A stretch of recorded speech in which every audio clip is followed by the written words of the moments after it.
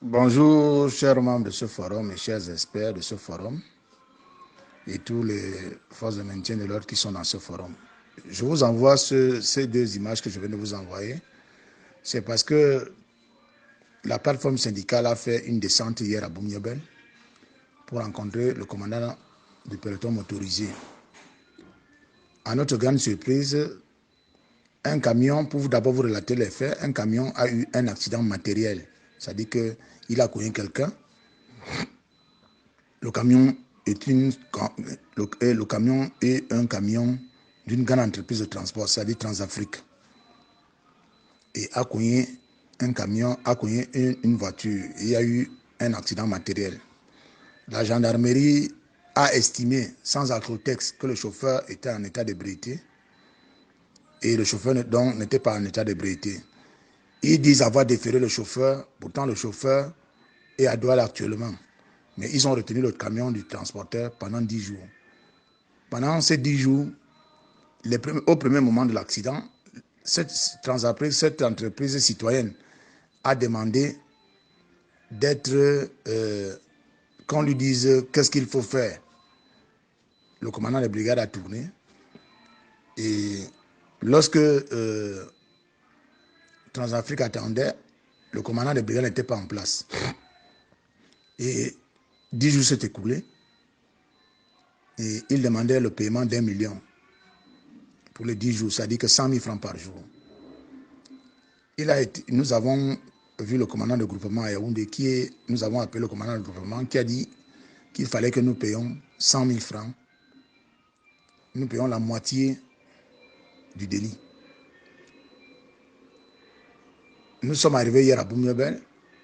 Le commandant, dans une arrogance sans pareil, a dit qu'il ne nous reçoit pas. Comme nous sommes allés à Yaoundé, nous avons vu le général, nous avons vu des gens, il ne nous reçoit pas. Il a décidé que nous payons les 100 000. Lorsqu'il a décidé que nous payons les 100 000, je lui ai brandi la loi. La loi 19 décembre 2009, portant fiscalité locale, qui dit que les amendes des camions et des poids lourds sont entre 10 000 et 50 000 et que le conseil municipal peut statuer entre 10 000 et 50 000. Je lui présente la loi. Il a dit en tout cas, eux, ils ont décidé que nous payons. Et nous avons décidé ce matin de saisir le gouvernement, de saisir le CED, de saisir le sous-préfet, pour dénoncer, quand on a l'habitude de vous dire ici que les Camerounais ont une maladie, qu'on n'accuse pas seulement ceux qui sont aux affaires. Parce que si on met n'importe quel Camerounais là-bas, il va amener la camerounité de la gestion du Cameroun à sa manière. Voilà donc un maire de PRNC, de Cabral Libi, qui entre en collision avec la brigade de Boumyobel pour prendre l'argent aux transporteurs. Imaginez-vous combien de transporteurs qui viennent de l'Afrique centrale, qui passent par là.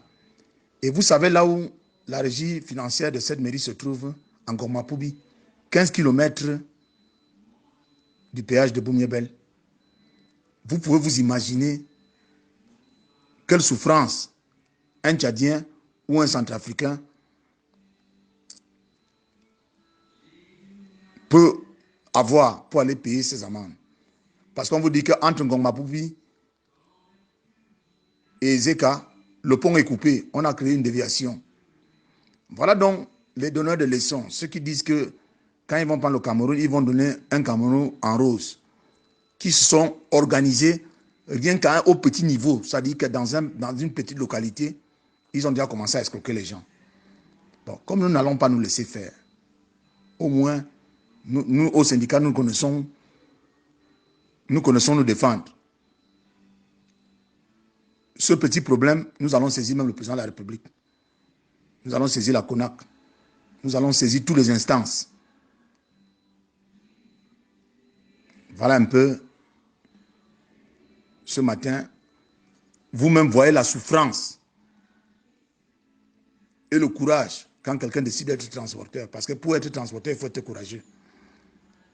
Vous achetez un camion pour les commandants de pelotons motorisés. C'est des rois, ils sont omniscients, ils sont omnipotents. Eux, ils sont de la race supérieure. Et ils sont imperturbables. J'ai même appelé le 1500. Le 1500 m'a dit, j'ai exposé le problème au 1500. Le 1500 m'a dit qu'il nous rappelle. Jusqu'à aujourd'hui, ils ne nous ont pas rappelé. C'est sûr que les gens du 1500 ont eu des menaces. Et le commandant des pelotons va plus loin, il dit qu'il n'a plus de compte à rendre à un colonel ou bien un machin. Il est sous la houlette du général.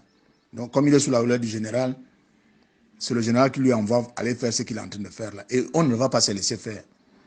Si je vous dis qu'on va se laisser faire, on ment. Je vais vous dire, comme disait quelqu'un, Timevuna, nous marchons avec nos cercueils sur la tête.